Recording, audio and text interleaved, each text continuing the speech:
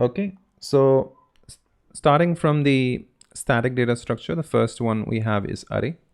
So arrays are basically objects which contain elements of the same data type stored in a contiguous memory location, which means one after the other, and they can be accessed through the index. We can store only the fixed size of the elements. It doesn't really grow its size at runtime.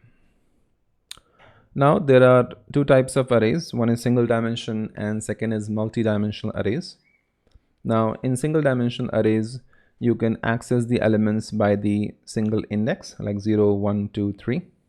The syntax is the data type, keyword array, the name of your variable, and in square brackets you put the size. So let's say there are 5 items in the there are going to be 5 items in the array, then you'll put 4 because the index starts from 0. So this is an example. You have integer, name of the array, size inside of the square bracket, and then you assign the values. And then you can actually loop through the entire list of array items, and then you can print these items like so in this C programming. Okay, multi-dimensional arrays are those arrays in which the elements can be accessed via multiple indexes like rows and columns. So in 2-dimensional arrays, you have the rows and columns, and in 3-dimensional arrays, you have the blocks and then rows and columns. Okay, and you can store the data in a tabular form in multi-dimensional arrays. This is the syntax for that: data type, array name, size 1, size 2, size 3, depending on how many dimensions are there. So if there are 2 dimensions, you'll put 2 times. If there are 3 dimensions, you'll put 3 times, and so on.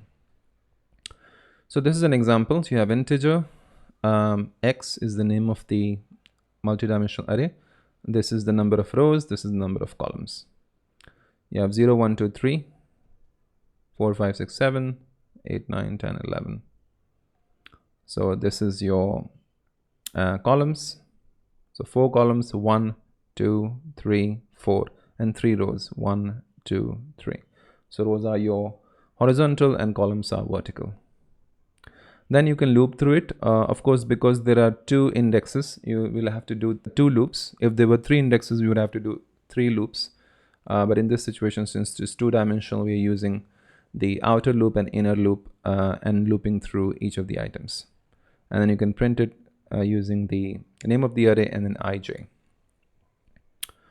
Okay, so now that we understand what arrays are, let's talk about what is the use of array, where can we use it, and how is it that they are beneficial for us. So array can store multiple and similar type of data with the same name. So as you can see in this previous example, you've created one name and can store multiple data here. It allows random access to elements. So not only that you can loop through it and access these elements in a sequence, but you can also access a particular element. Let's say if I want the element, let's say I want this element, 5th element. So I will access it by its row and by its column. As the array is of fixed size and stored in contiguous memory location, there's no shortage or overflow. So we already defined what is the size of the array beforehand. You can see that we already defined that it's 3 by 4. So that is why the size is already fixed. So there's no memory shortage or overflow.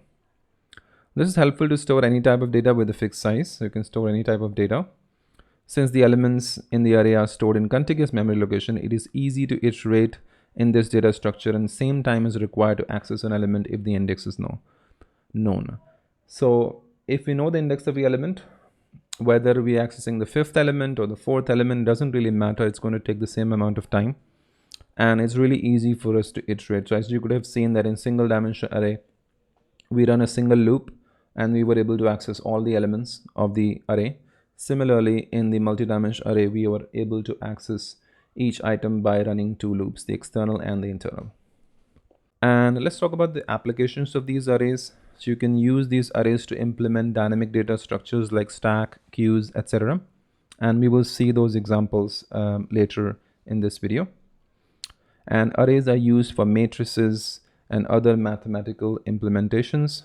You can use it in lookup tables in computers, and also used for CPU scheduling.